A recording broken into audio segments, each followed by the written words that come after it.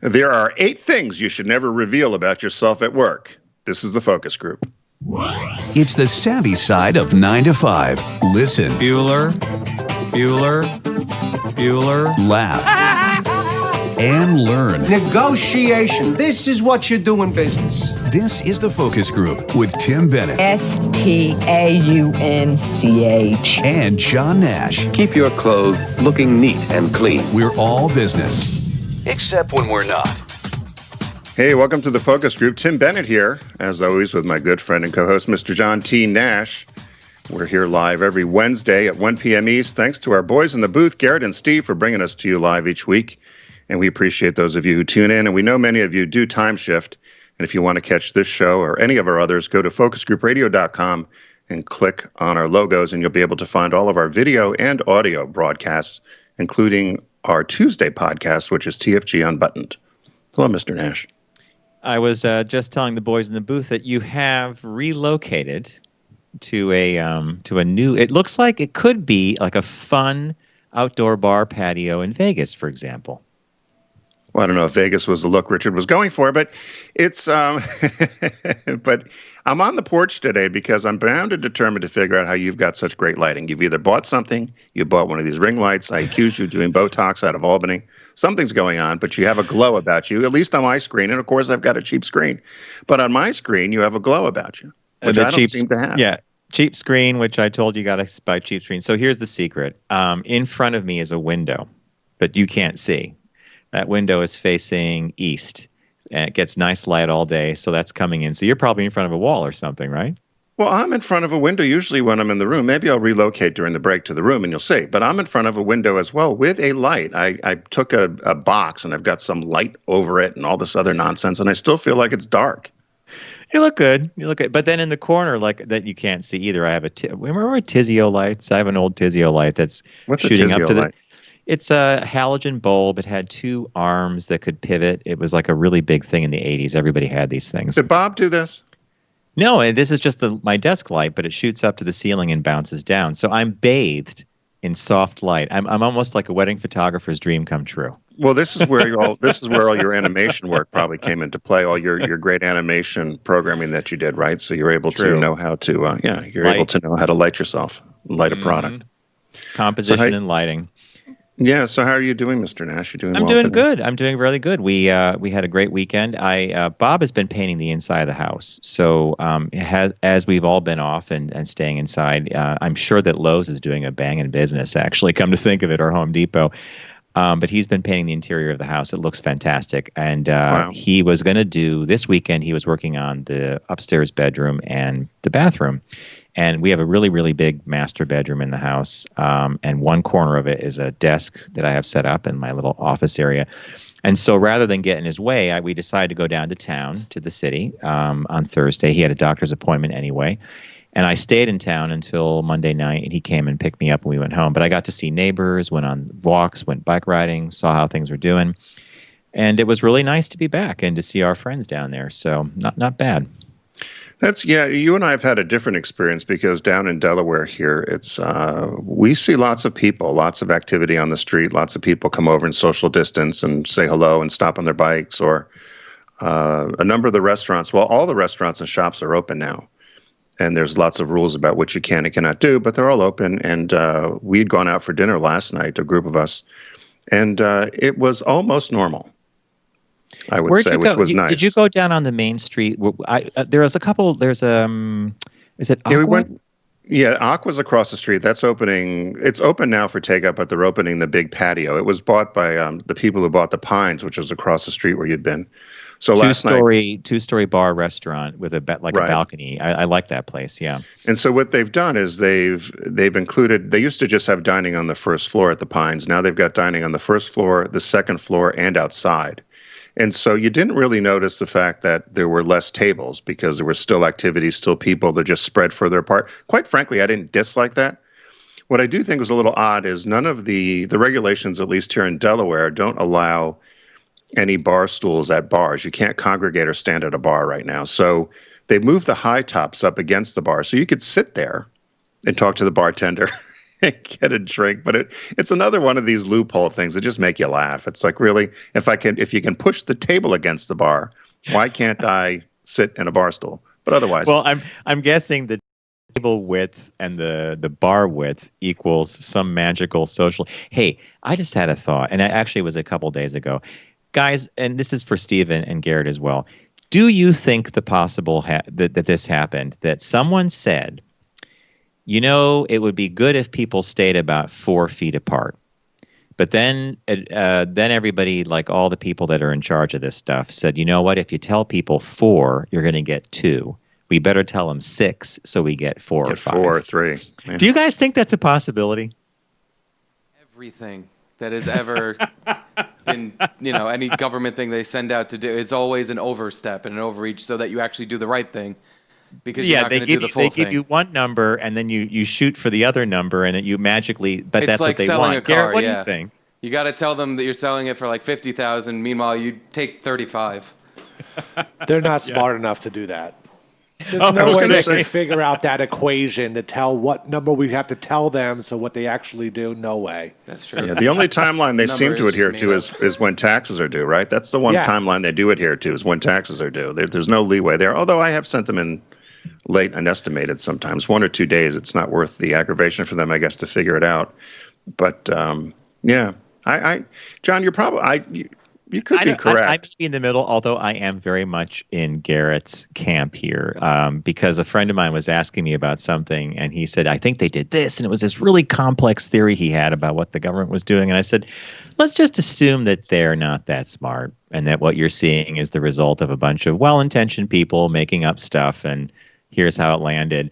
And, it's kind of like that's Occam's razor, right? The simplest explanation is probably the right one. And so I think my 6-foot thing may be a little overthinking it. But I got to tell you, it did strike, because when I watch people, 6 is a certain number. But when I was walking or seeing friends in the city, everybody was mindful of it, but they were probably more like 4.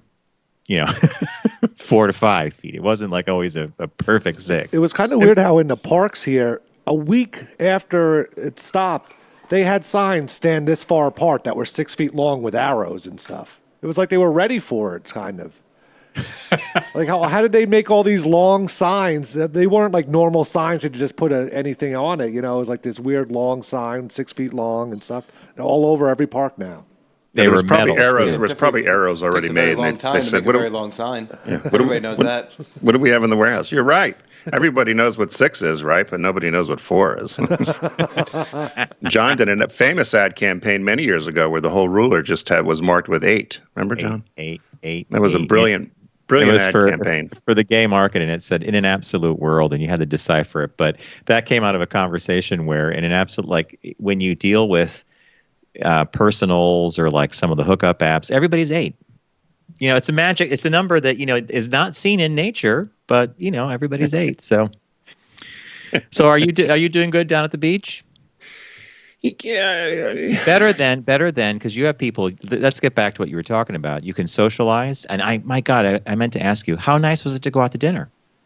Yeah, and it was this group of friends, Paul and Bruce.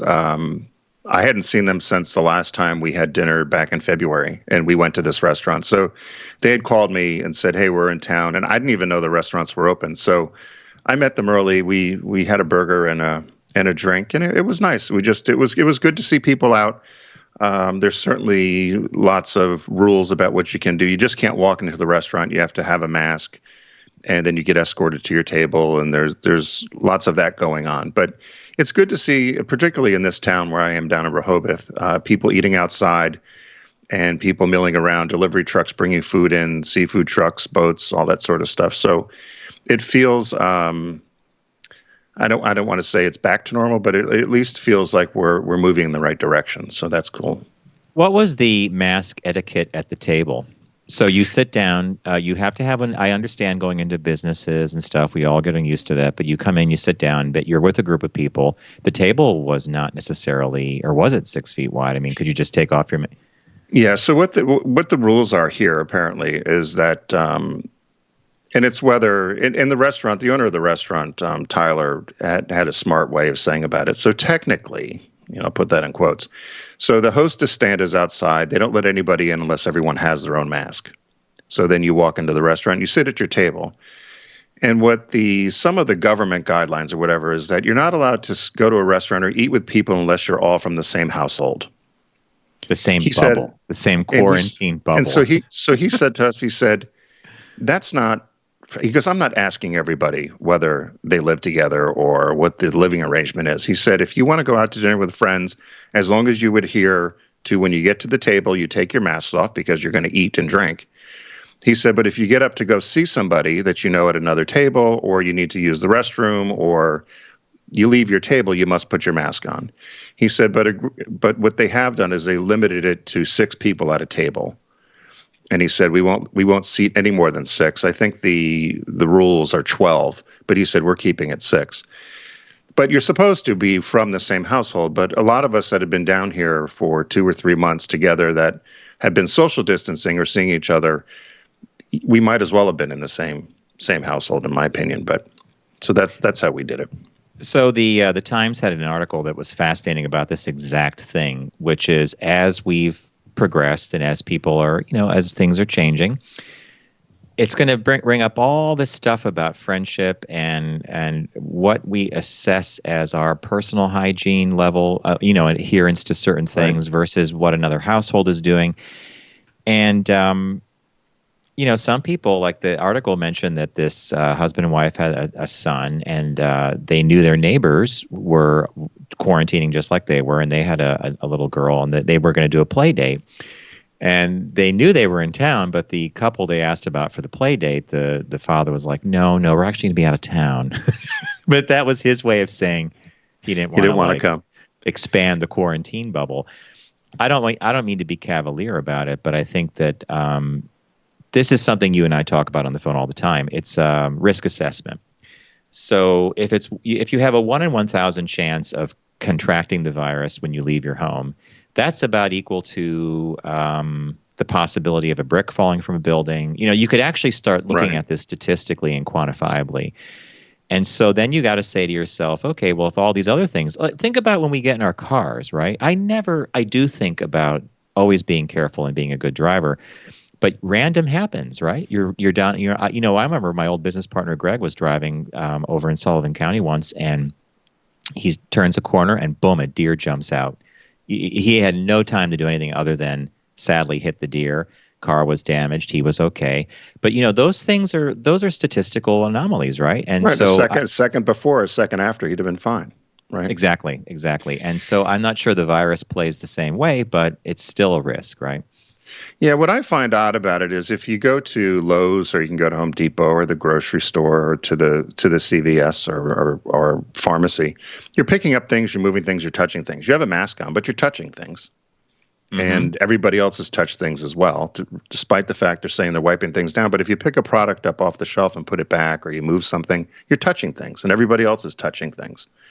And so hence the sanitizer and to just not touch your face, things like that. Yeah, but you're going to have it on your hands, right? Because you're in the store and you're pushing the cart around, you're moving things around, you're moving items around. So but the people that I've socialized with here, particularly the women across the street, Pat and Joyce, I've seen them probably socially 2 or 3 times a week. They invited me over last night, but I had plans. They invited me over for dinner, but the chairs are apart. You bring your own glass, you hang out, we talk. I saw them on Sunday night with people who listened. I talked about that on Unbuttoned, Patrick and Howard, who listened to the show down here.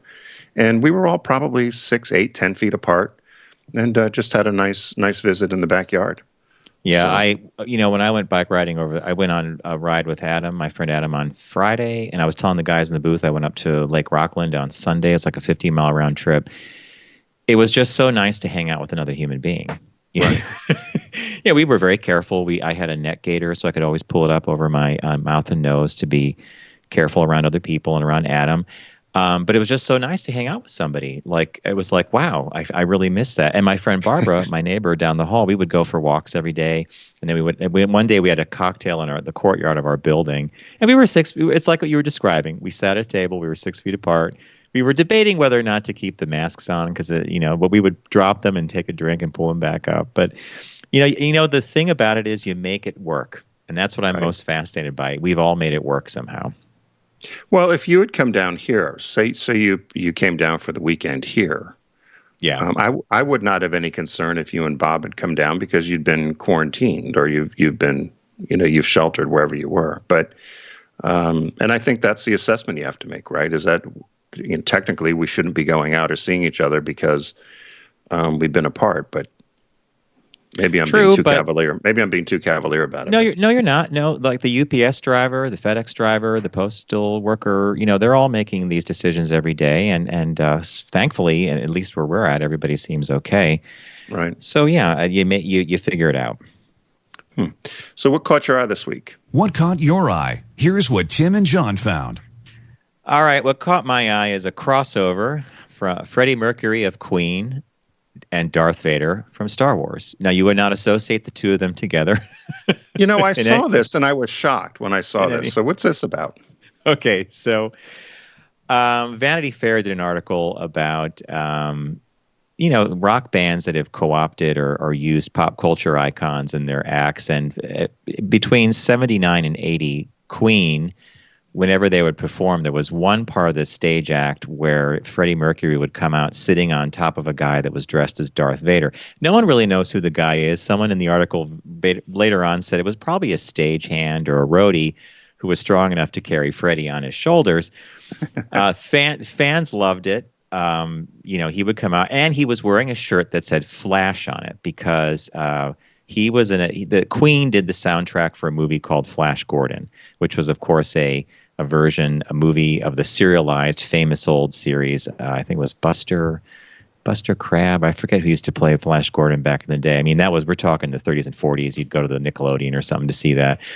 So everybody loved it. Everybody would go crazy on stage when he came out on Darth Vader's shoulders. Now, George Lucas's reaction was a little bit different. He heard about the stunt, and he basically had his organization draft a letter saying, you can't do this with Darth Vader. And in fact, that shut the whole thing down. It says here, Mercury's stunt was one of the most memorable in the history of Queen and the history of Star Wars. Lucas clearly didn't think so, though. But it was, it connected audiences. People loved it. I just thought it was amusing that it should surface now. Like I don't know who decided to find. Vanity Fair must have decided to do this at some point. They found these pictures, and suddenly, all over the web, I'm seeing pictures of Freddie Mercury riding Darth Vader. So they didn't find them, but they just asked him not to do it.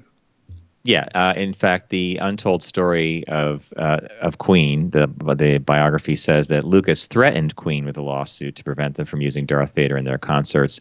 The threat served its intended purpose, and Queen stopped incorporating the Dark Lord of the Sith into their act. Especially since it was Flash because Flash Gordon came out a few years after Star Wars, clearly trying to ride the coattails of a successful science fiction movie. But I just thought it was amusing.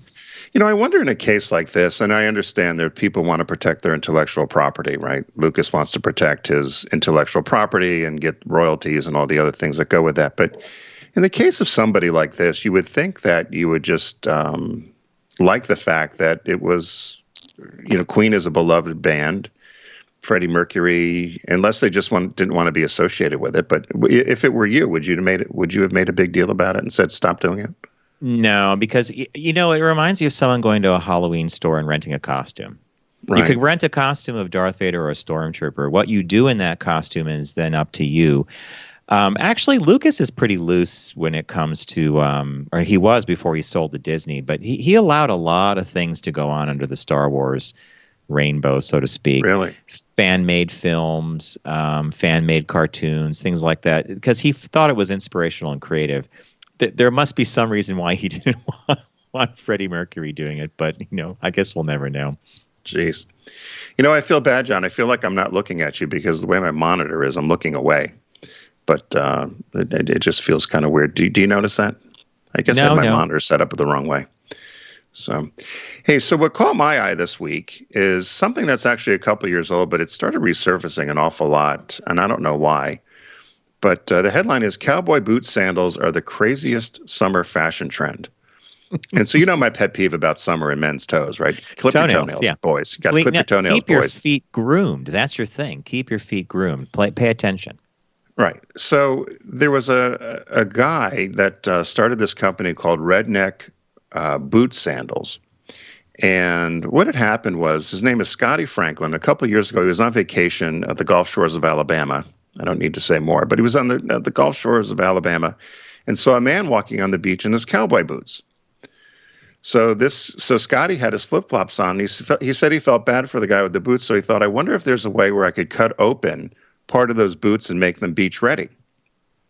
So he went back and took an old pair of boots and started modifying them, and came up with a number of these different styles that they call redneck sandals.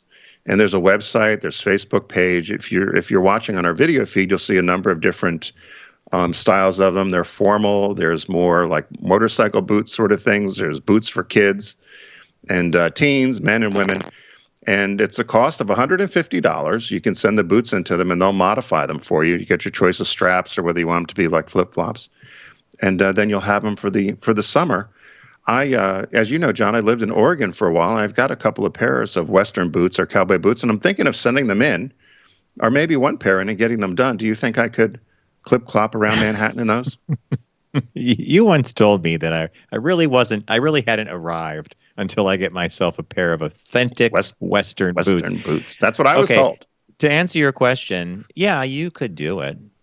Yeah, that was not a vote of confidence.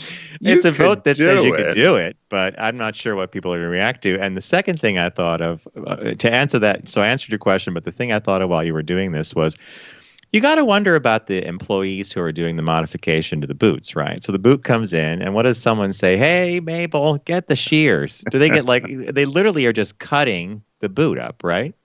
Yeah, but they put in the little thing to put your big toe and your other toe in between, or you can do the so they have to modify the strap heel. Over. Okay. Yeah, so I was shocked by it, but all the pictures of the people seem to be very pleased in them. I'm not sure I'm not sure any friends of ours have a pair. Now I bet though, Garrett, I can bet you the boys in the booth, Garrett and Steve, would either of you wear a pair of these boots, these flip-flop boots?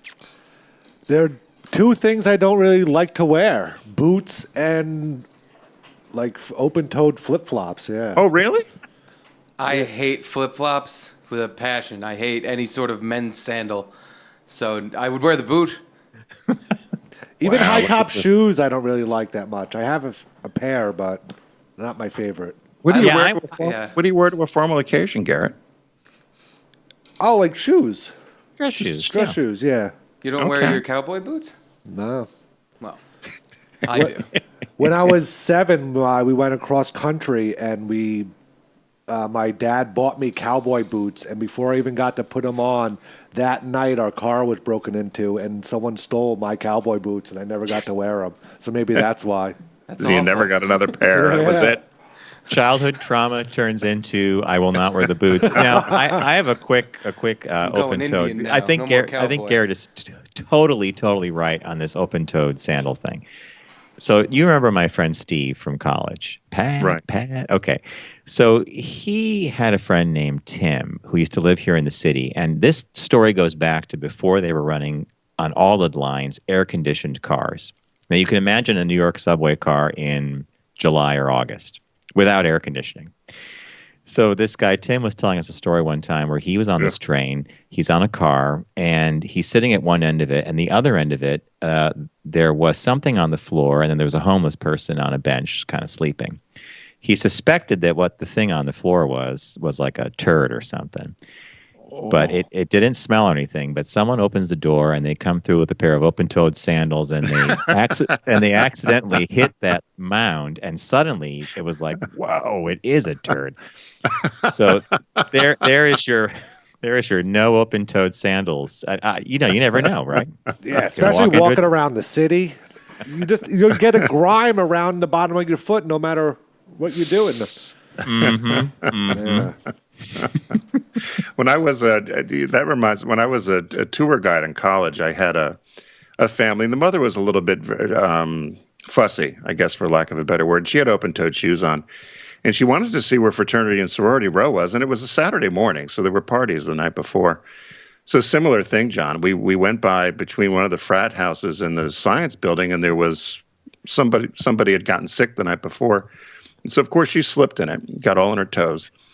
And she was screaming at me like a lunatic, and I didn't know what to do. So I took her over to the maintenance facilities building, and they had a hose, and they hosed her down. Her pants were all wet and everything.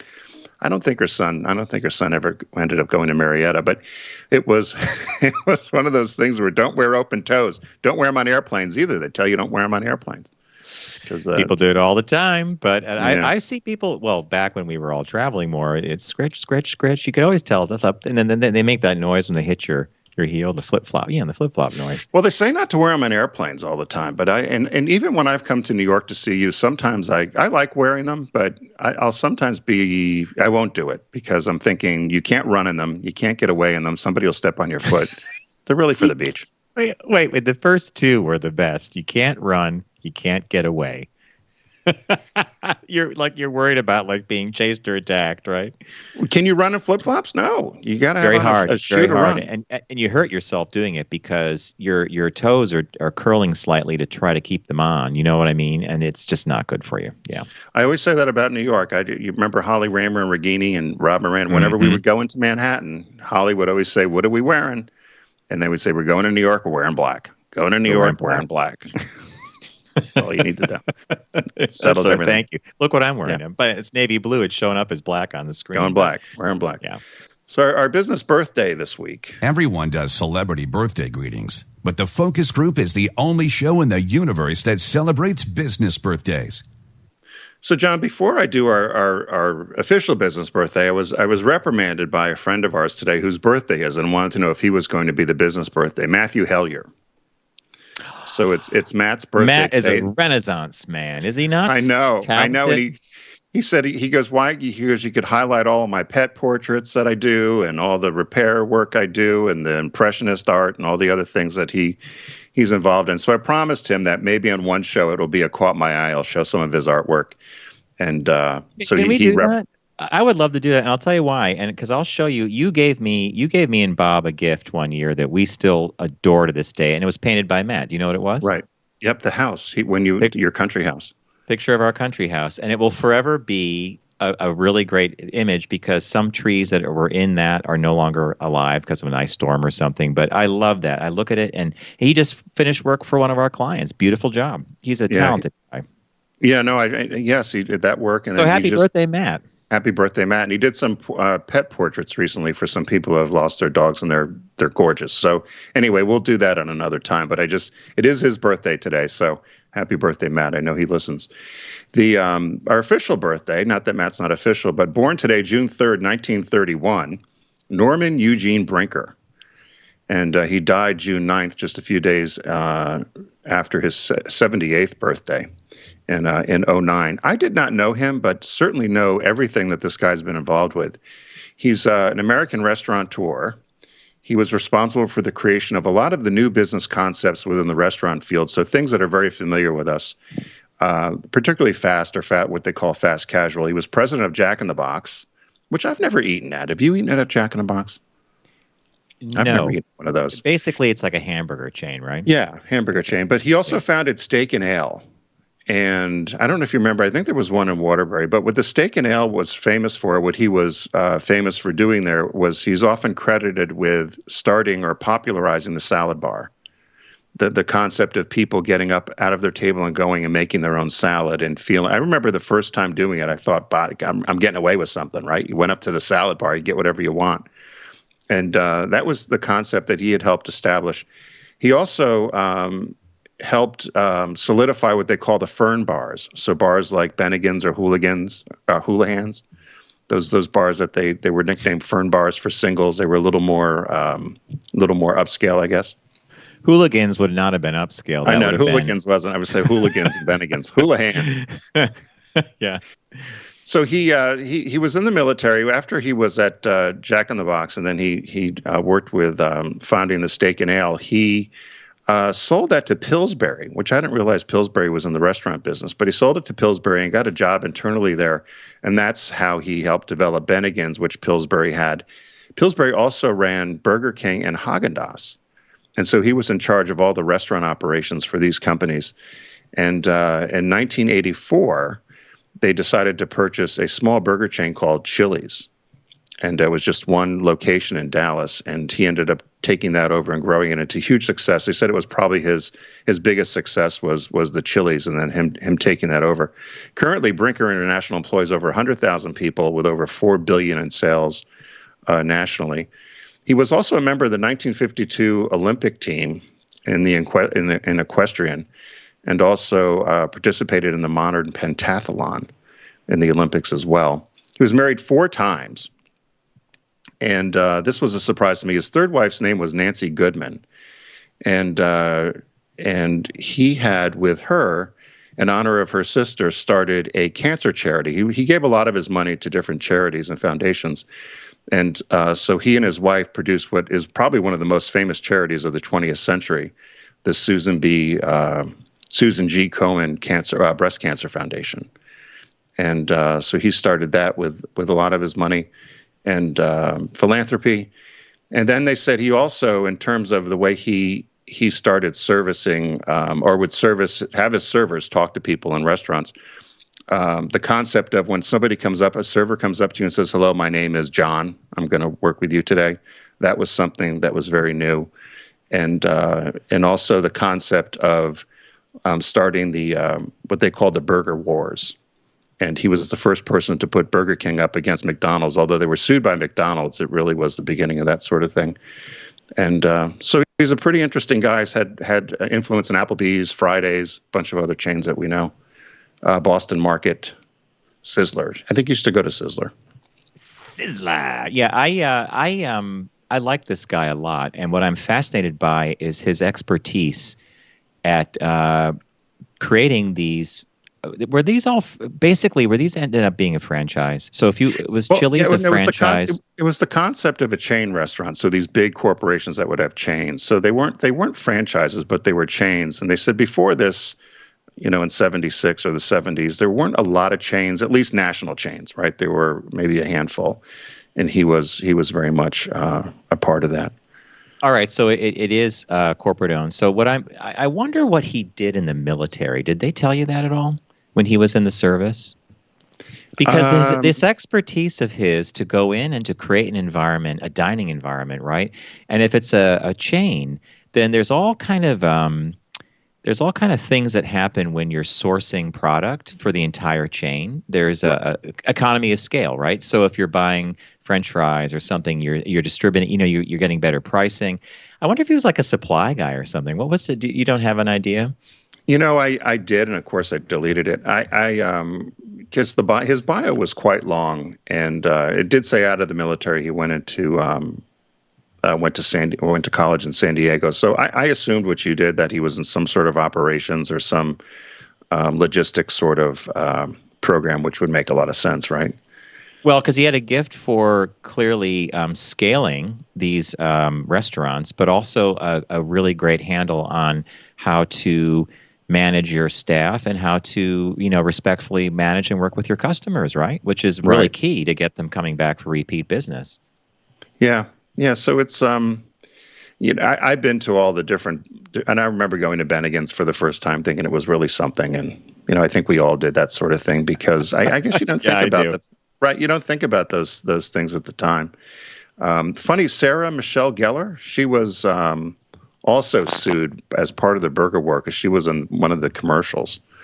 And so they were talking about the fact that McDonald's was very aggressive about going after him and Burger King for the advertising when they said that Burger King had better non-frozen meat or whatever that was. So happy birthday, Mr. Norman Brinker. That's a good one, Tim. I think that's got to be filed away for future use, if you know what I mean. I like that one.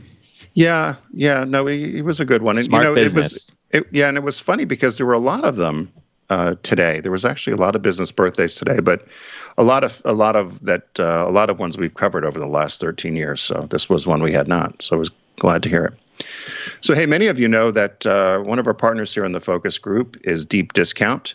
Sharky the Shark. Hey, by the way, I've got a little special gift for you when I see you next time. related to Sharky the Shark. Excellent. But if you go to focusgroupradio.com, you can click on the deep discount logo and own your passion, start shopping away.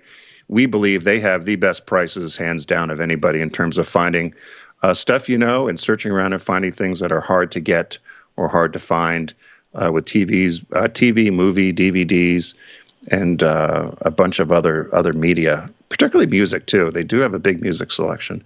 Right now, they've got the summer-wide sale going on. Mr. Nash, did you find something you like? I have found a whole list of what I consider to be June titles.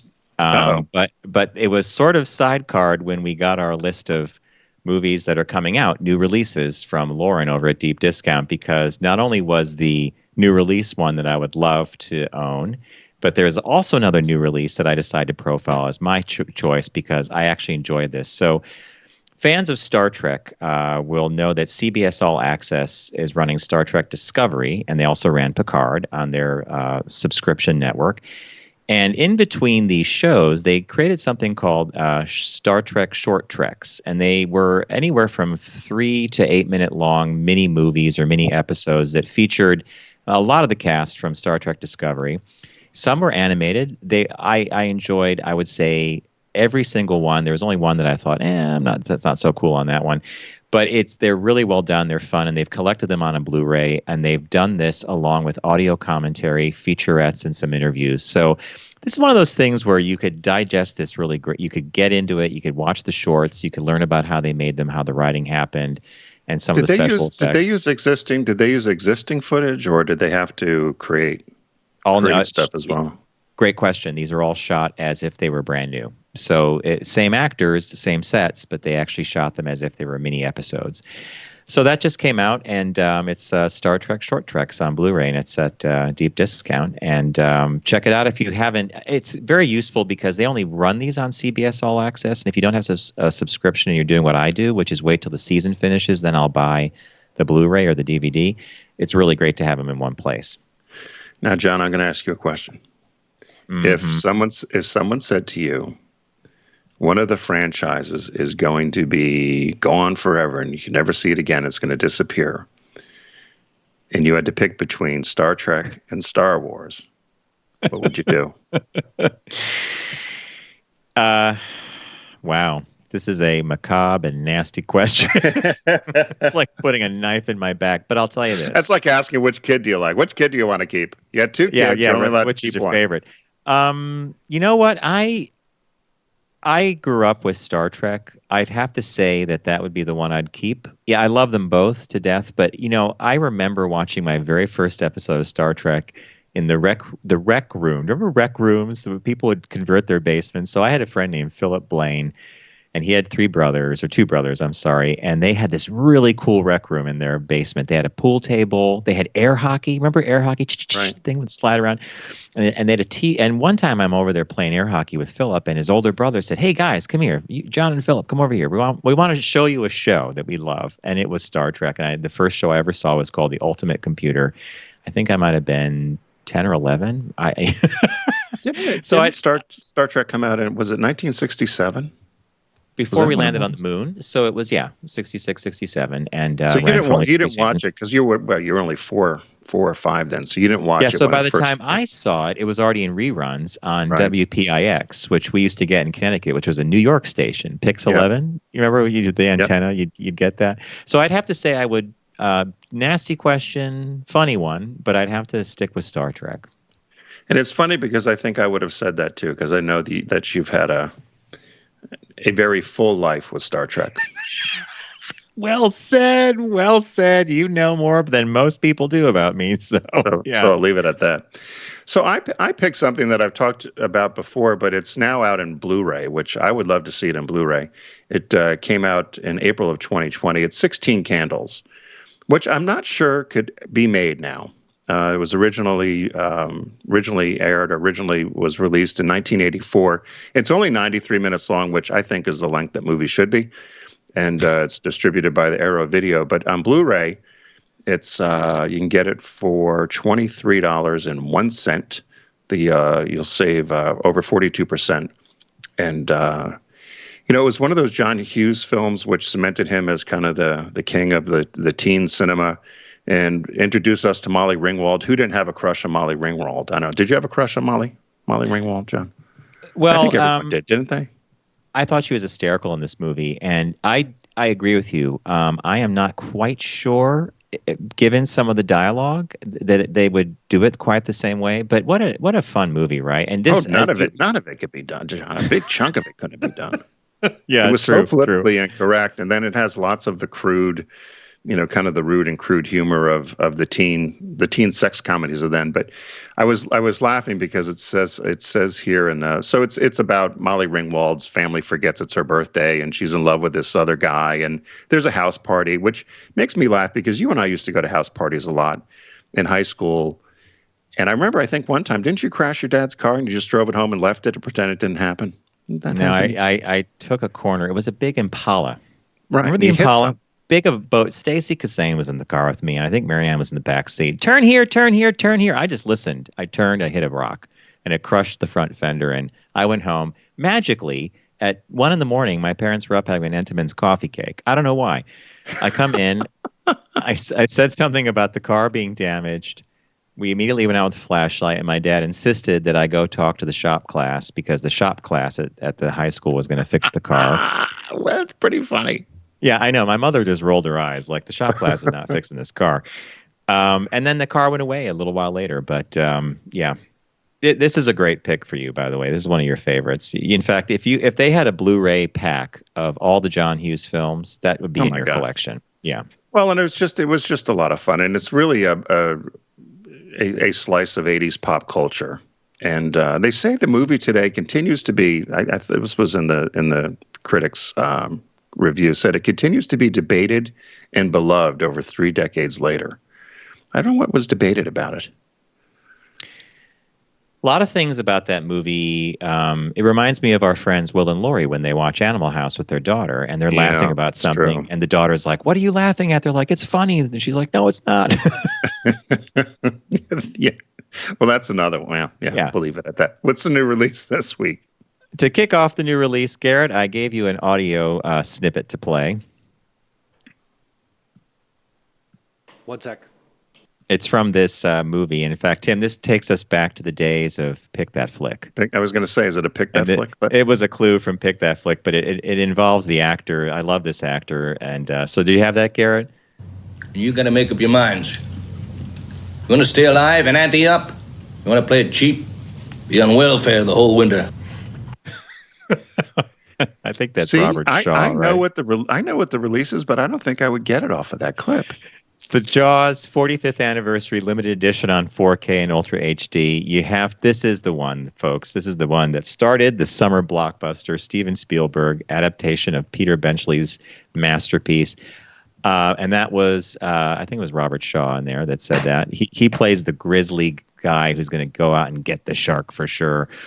But, what great casting, right? Richard Dreyfuss, Roy Scheider. I remember seeing this movie, and the scene that will never leave my head about this is they're underwater. I think Richard Dreyfuss is underwater, and there's some hole in a boat, and eventually, like, a head falls out of the cut in the thing. And I just remember being so scared. I was like, what? So this is one of the classics. It's a 2-disc set. Storyboards, outtakes, deleted scenes, photo gallery, theatrical trailer. In other words, they gave it the 45th anniversary edition that it deserves. So I would head on over to Deep Discount and check that out. So get to Deep Discount by going to focusgroupradio.com. Click on the shark logo, Sharky the Shark, and start your shopping. I picked a new release, Star Trek Short Treks. If you know the show Discovery on CBS All Access, then you'll know that these came out in between the seasons, and they're really cool. Tim picked 16 Candles, a John Hughes classic, and the release this week is the 45th anniversary limited edition of Jaws, a must-have. What do we say, Garrett? Thanks, Deep Discount. We are going to take a quick break, and when we come back, we have a phone call and a shop talk, so stay with us. You're listening to The Focus Group with Tim and John. Learn more at focusgroupradio.com.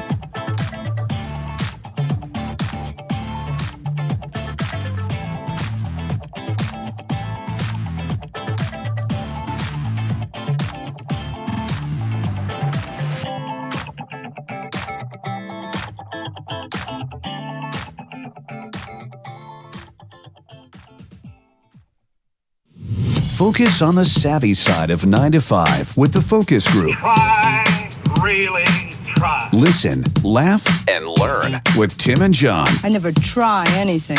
I just do it. Hey, welcome back to the Focus Group. Tim Bennett here, as always, with my good friend and co-host, Mr. John T. Nash.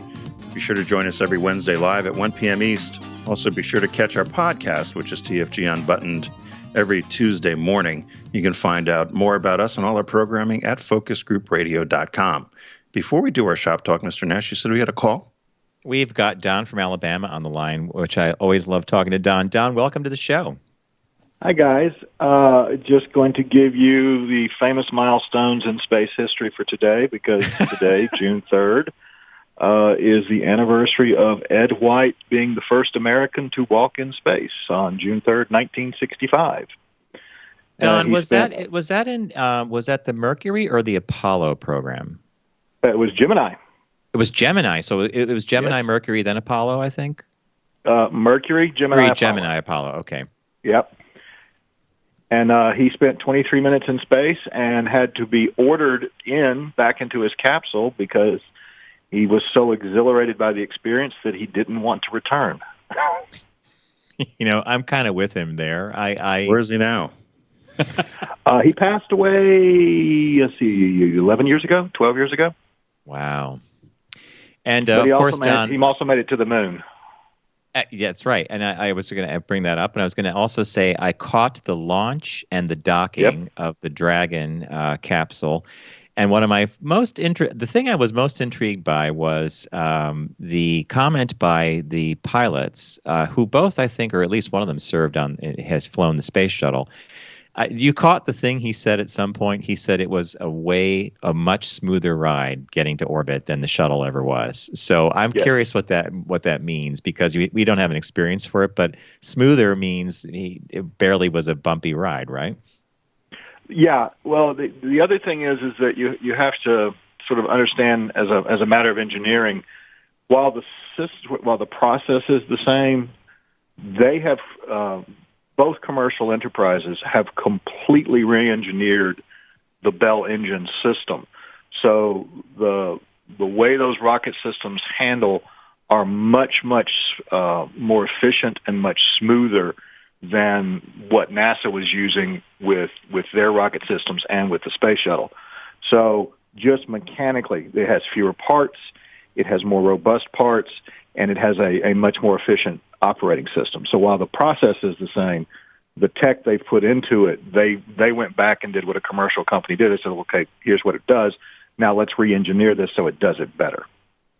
And they call their engines the Merlin engine, if I'm not mistaken. And it is that technology you're talking about. One of the other things I loved seeing was the camera that was capturing imagery of the bottom of the engine, at least on the first and the second stage. And the bell, the area where the stream comes out of propellant, was red. You probably saw what I saw. It was like red hot. And I'm wondering what metal was that even, right? They're titanium. And titanium can withstand the extreme heat and cold, right? Yes, it's one of the very, very few metals. Now they're getting into some composite materials that are they can handle the heat and the cold stress very well, but the transition between heat and cold becomes an issue, and they become much more brittle. So at some point these will be replaced by resilient composites that will be a third to half as heavy, thus making again the ability to get further and higher and faster. Remember that the SpaceX plans to go to Mars by 2029, 2030. Ooh. Yeah. I'm not going to be buying my ticket for that.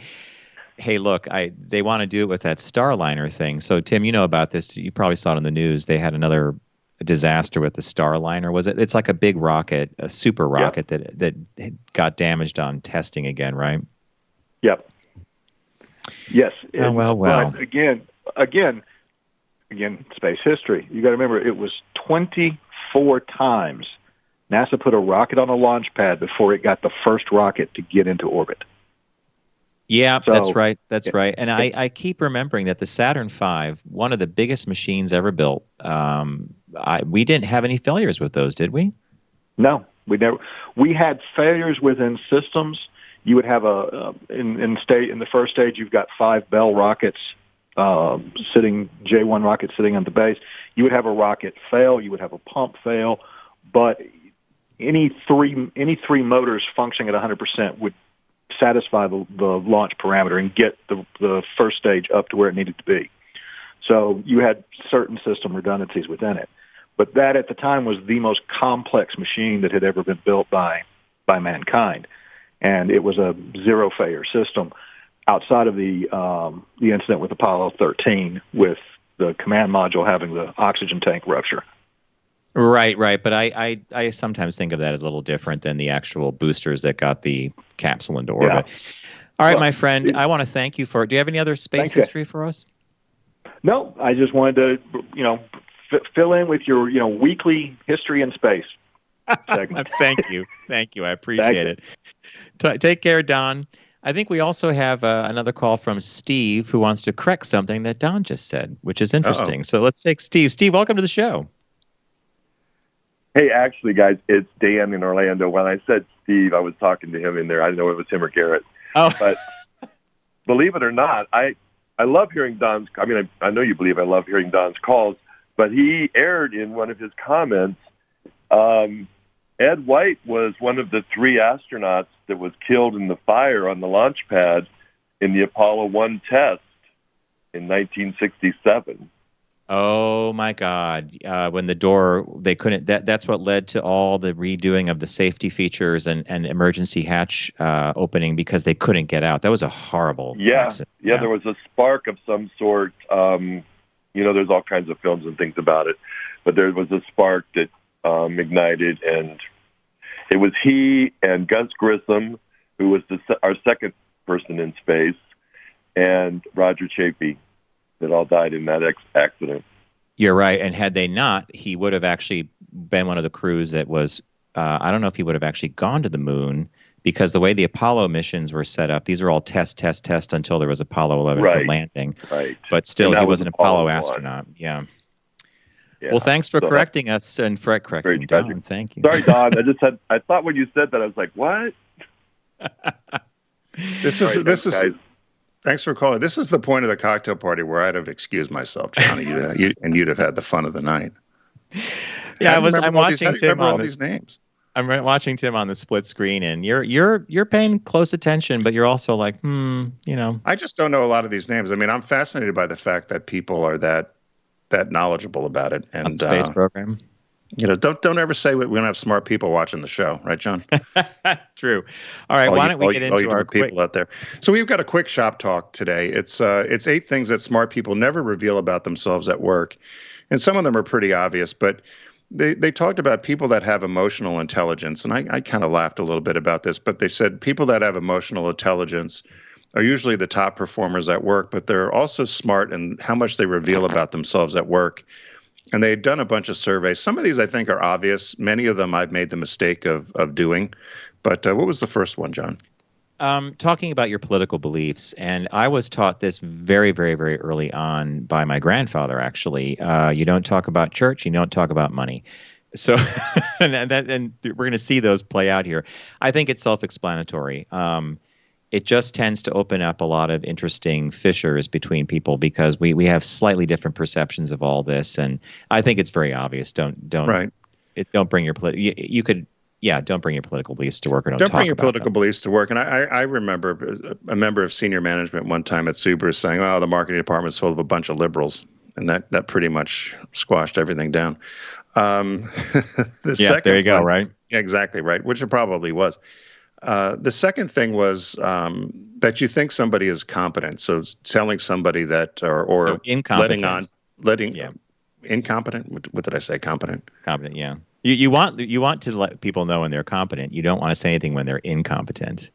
Yeah, which I was. I think all people gossip, though. In other words, if you were working with somebody and they just couldn't get their work done or they're doing it wrong, wouldn't you say, "Oh my God, I can't believe it"? I'm guilty of that one. So I saw that one. That one, I agree with you. I think that's the office back chatter. but not the top line. Like that might happen off the grid, but it doesn't happen in front of people. Right. This other one is what I said my granddad taught me years ago, and that's don't talk about how much money you make, because if you and I have seen this in environments where people learn the salaries of other people around them. Right. Oh boy, that never goes well. That never goes well, right? Yeah, I remember learning the salaries of a bunch of people that reported to me that made, in some cases, double of myself, and I went to HR about it, and it was not a happy scene.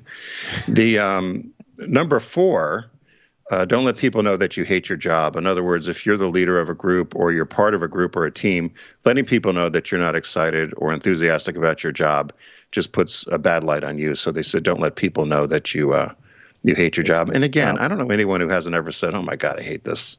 But maybe that's just me. Something, you and I, in our roles as an agency, we often hear from our clients privately about what's going on. And they might say, I don't like this or that, but they would never reveal that to the company. But they could tell an external person that. This next one is also, in my opinion, just something you should know inherently, and you don't talk about what you do in the bedroom. Unless you have someone who's really deadly curious about your your bedroom life, your sex life. I would say it's just something to avoid, right? Right, and that's coupled with number 6 about what you think someone else does in the bedroom. I don't know why I never walked away with a big check from my last corporate gig. I had. You know who this person is. And not only did they ask an agency person in front of all of us if they scheduled time for masturbation on the road, but also it let us all know that he couldn't wear shorts, and then went ahead to show us why he couldn't wear shorts, because he felt he was so well endowed. And of course he wasn't. But I think about that now, and how inappropriate. It's Trump, right? It's very much that sort of behavior that you just shake your head at. So yeah, don't talk about others in the bedroom, and don't speculate what you think other people are doing in the bedroom. Yeah, and this next one is actually something I smiled when I read it, because I think you could walk away from a conversation that involved what I'm about to say, and either laugh or and it's basically, don't talk about how wild you used to be. Right? Here's what I did in my crazy old sowing my oats days or whatever. And, you never know when a story about how wild you used to be could cross a line and someone be like, wait a minute. you were partying or binge drinking or experimenting or whatever, right? And then the last one is, and don't let anybody know that you're job hunting. And I remember I had an employee that I really loved and had no idea that I knew he was frustrated a little bit, but had no idea he was out interviewing, and ended up landing a pretty magnificent job, but did not tell me or alert me until he actually had accepted the job and then came in to hand in his resignation. But he was very smart about that, never let on that he was looking. So it says, don't let people know you're job hunting. They gave an example here of somebody saying that they were on a baseball team as a kid and said they were going to quit, and then the coach just benched him for the rest of the time, and he was, Oh, it's a sad useless. story because the kid decided not to quit 2 weeks later, but was basically, dinged as being a non-team player. So he was benched for the season. Too late. The job hunt thing is fascinating. I had a friend who worked at a company who discovered that a close coworker, and he managed a team, and one of his best team people he only found out about the job search because the guy made the mistake of listing him as a reference, but not telling him. So you imagine you're sitting at your desk. I want a reference for XYZ. Well, wait a minute. They're sitting. That's right over there. You got to be careful of that. Jeez. Yeah, so I thought those were pretty good. It was more. That's more of a primer what we went through. I mean, a lot of it's obvious, like you said, about talking about money, talking about people's personal lives in their bedrooms or whatever. But politics was always the big one. Politics and religion, and that stands for everything. If you're with people you don't know, you always have to be careful about talking about politics and religion, right? Right. Yeah. All right. Well, that's going to wrap up the show, folks. We want to thank you for joining us today, and thank you for listening to us on audio or video. And, of course, focusgroupradio.com is our website. Check us out there. You'll learn about me and Tim and where to find all our shows, including Unbuttoned, which comes out on Tuesdays. And we want to thank Deep Discount. They've been a partner of ours here since the beginning, and we can't be happier to be working with them. So it's the site-wide summer sale, one of our favorites. I picked Star Trek Short Treks, which is now out on Blu-ray. It's brand new. Tim Short picked treks. 16 candles. And the release this week was the 45th anniversary edition of Jaws. Arr! And how perfect for a deep discount that a shark movie should be the release of the week. Everybody stay safe. Don't text and drive. Arrive alive. And we will see you in the new week. It's The Focus Group with Tim Bennett and John Nash. Accessible on all platforms. Subscribe, like, and rate us on your platform of choice. Learn more at focusgroupradio.com. That was a stunning focus group.